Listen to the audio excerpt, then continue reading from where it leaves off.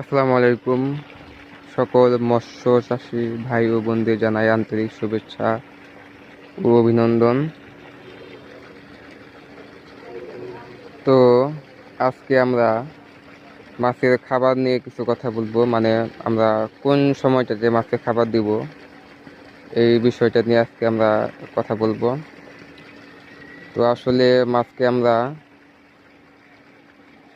এক এক মাছের ক্ষেত্রে কিন্তু আমাদের খাবারের মেনুটা এক এক ধরনের হয়। তো বাংলা মাছের ক্ষেত্রে কিন্তু আমরা একটা বিষয় লক্ষ্য করি যে আমরা যদি বাংলা মিশ্র মাছ চাষ করি সেক্ষেত্রে কিন্তু আমাদের খাবারের পরিমাণটা একটু কম লাগে। দেখা যায় যে আমরা অনেকে একবার খাবার দিই। আবার যদি আমরা পাঙ্গাস বা অন্যান্য যে মাছগুলো আছে এগুলা মাছের ক্ষেত্রে কিন্তু আমাদের খাবারের পরিমাণটা বেশি লাগে, যার কারণে এটা 2 থেকে 3 বার দেওয়া লাগে পুকুরে। তো আমি যেহেতু বাংলা মাছ চাষ করছি, দেখতে পাচ্ছেন আমি এখন মাছে খাবার দিচ্ছি, খাবার খাইতেছে কিছু মাছ। তো আসলে এখন শীতকাল, তো শীতের সময় আসলে আমরা একবারই মাছকে খাবার দেই, অনেকে আবার একদমই খাবার দেই না। তো শীতের সময় আসলে আমরা কোন সময়টাতে মাছকে খাবার দেব? তো শীতের সময় আমরা সকালে যেহেতু ঠান্ডা থাকে, তো সকালের খাবারটা আমরা দেই না। তো সকালের খাবারটা আমরা সকালে না দিয়ে এটা আমরা 12টার পর থেকে 3টা এর মধ্যে যে কোনো একটা সময়ে আমরা দেই প্রতিদিন।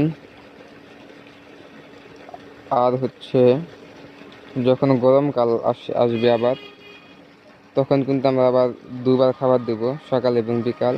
তো সকালে যখন দেব তো সেটা হচ্ছে সেই সময়টা হচ্ছে 8টা থেকে 10টার মধ্যে আমরা সকালের খাবারটা দেব, এবং বিকালের খাবারটা আমরা 4টা থেকে 5টার মধ্যেই বিকেলের খাবারটা দেব। তো আমরা যে সময়টাতে খাবার দেব তো আমরা চেষ্টা করি প্রতিদিন ওই একই সময়টায় মাছকে খাবার দেওয়ার জন্য। এতে মাছের একটা থাকে যে ওই সময়টায় আসলে মাছের জন্য একটা হয়ে যায় যে তারা বুঝতে পারে যে এখন আমাদের খাবার সময় হয়ে গেছে। তো যাতে ওই সময়টা খাবার দিলে মাছ জন্য খাবারটা খাওয়ার জন্য দ্রুত আসে।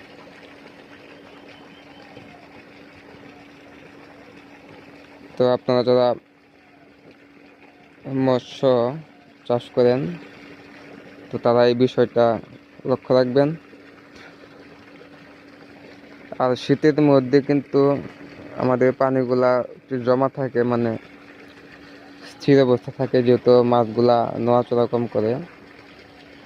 তো যার কারণে মাছে আসলে অনেক রোগবালাই হওয়ার সম্ভাবনা থাকে বেশি শীতের মধ্যে। তো আমরা এই জন্য চেষ্টা করব কয়েকদিন পর পর যাতে পানির ব্যবস্থাটা করতে পারি। পুকুরে 4-5 দিন পর পর অল্প পরিমাণ হলেও পানি ঢুকাই দিলে কিন্তু পুকুরের পরিবেশ ভালো থাকবে এবং মাছগুলা সুস্থ থাকবে।